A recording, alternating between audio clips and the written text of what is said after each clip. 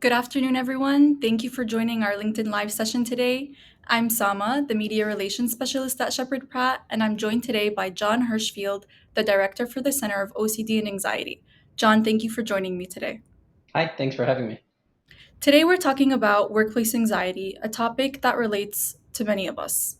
Actually, around 60% of workers globally have said that their mental health is affected primarily by their workplace. Although this is a topic that affects so many, sometimes we can be uncomfortable when talking about it. John, can you kick us off by letting us know what anxiety is?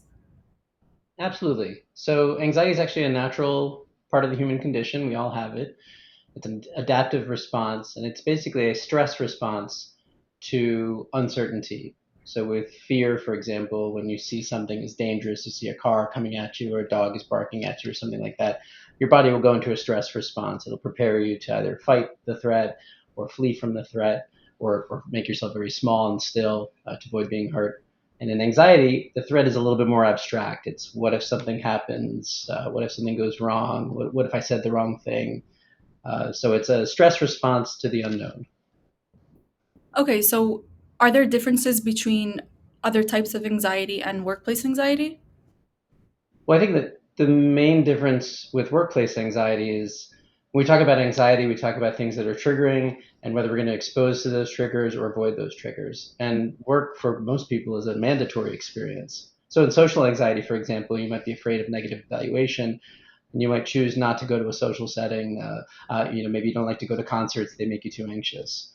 But with work, you have to go; it's your job. So I think in that regard, it's a little bit different from other forms of anxiety, where the exposure therapy, as it were, is kind of already built in. I think the other thing is really just the focus.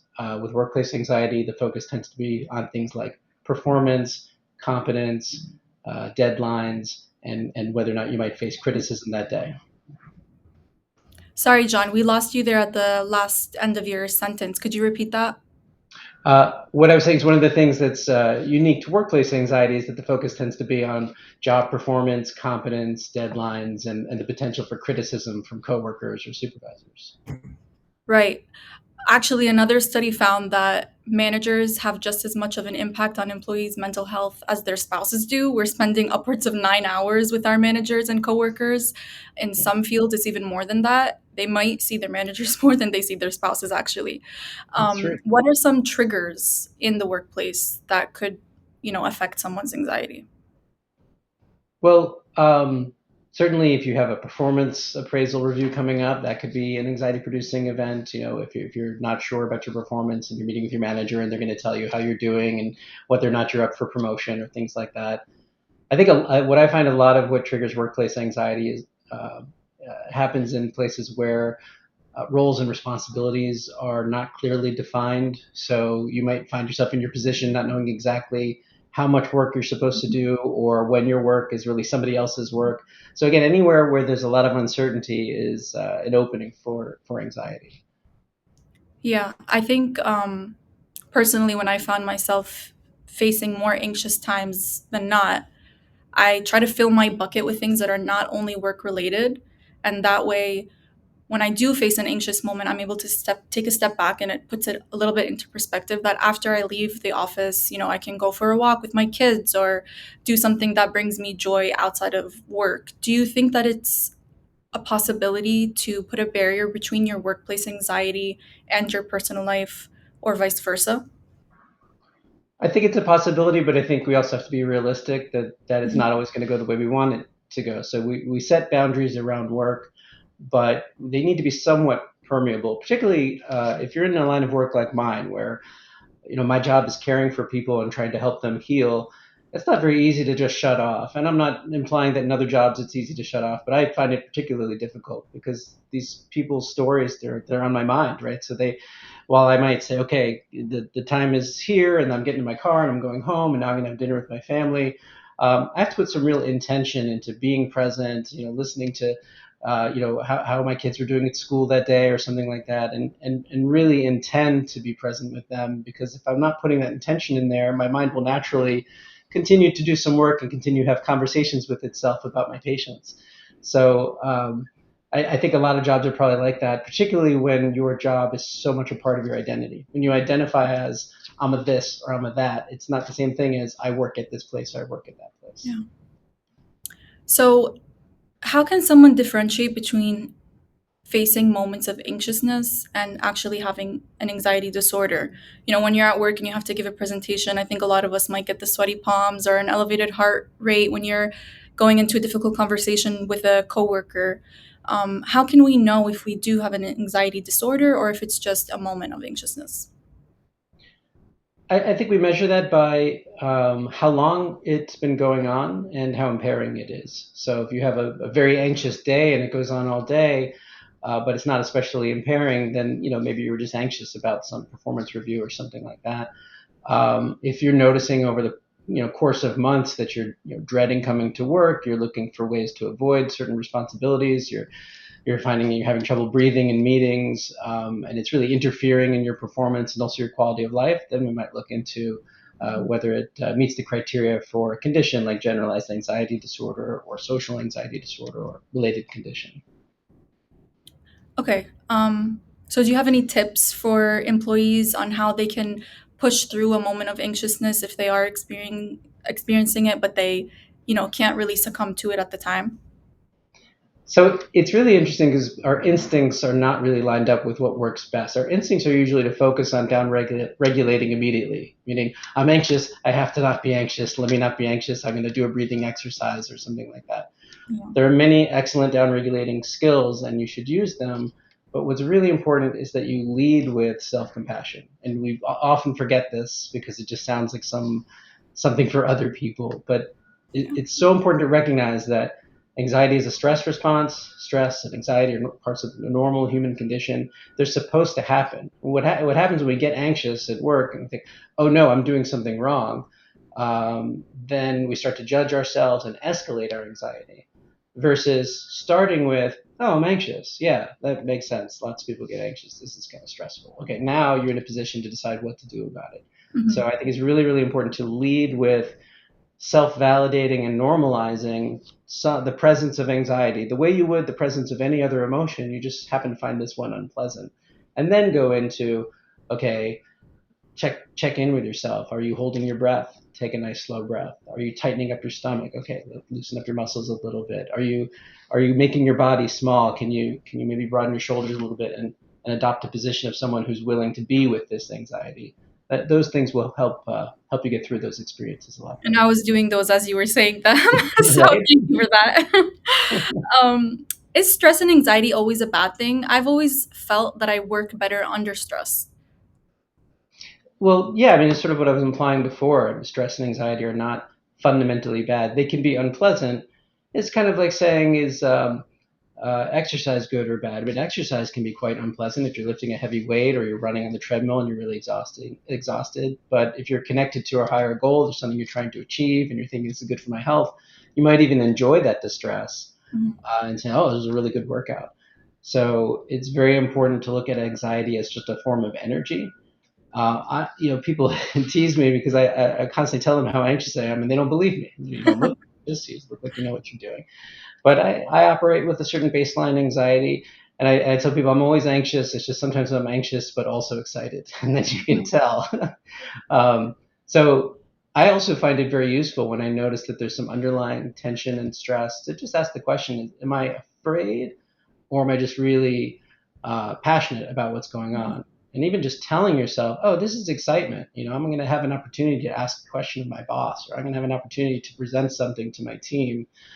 It might not feel good. It might feel like your heart rate's too high. But even just changing the narrative of this shouldn't be happening, I'm going to mess it up, to this is happening and it's pretty wild. Like I'm really into this. That can help you get through those experiences.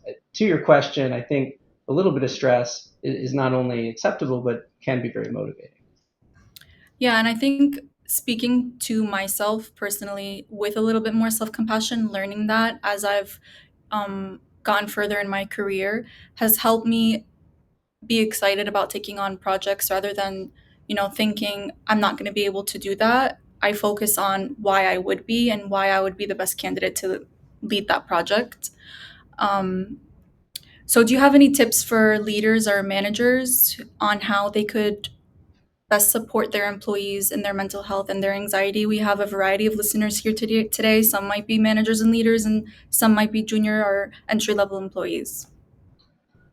Well, I think from a management perspective, it's really important to be vocal about normalizing and validating anxiety in the workplace. So saying, hey, we have this task, we have these goals to meet, and I know that might be producing some anxiety in you guys, and that's okay. And I want you to tell me about that anxiety and talk to me about that anxiety if I can be helpful. And I don't want you to think that you have to hide it. Because again, it's the criticism and the attempt to suppress the anxiety that actually turns it into something more like panic or Mhm. incredible distress. The other thing managers can do is model vulnerability and humility. Talk about their own anxieties. We've got this big project coming up. I really believe in you guys. My team. But I'm pretty anxious about how it's going to go. Like it's I'm going to work on my stuff. You work on your stuff. Let's do this together. Mhm.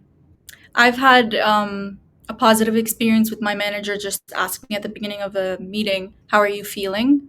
Whether it's about the project or something personal that's going on. It makes me, and I assume other employees, feel seen as an individual rather than we're just diving straight into the work.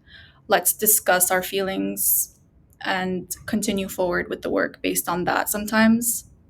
Yeah. I think Um, that's a good way to go about things. I also think people need to do this for themselves. We don't check in with ourselves enough. So like randomly throughout the day, anytime there's a transition from one meeting to the next, or you're about to take a bite of food, or you're getting into your car or out of your car, any of those transition spots, I recommend just pausing for just a second and checking in, and just like, how you doing? How you feeling? You all right?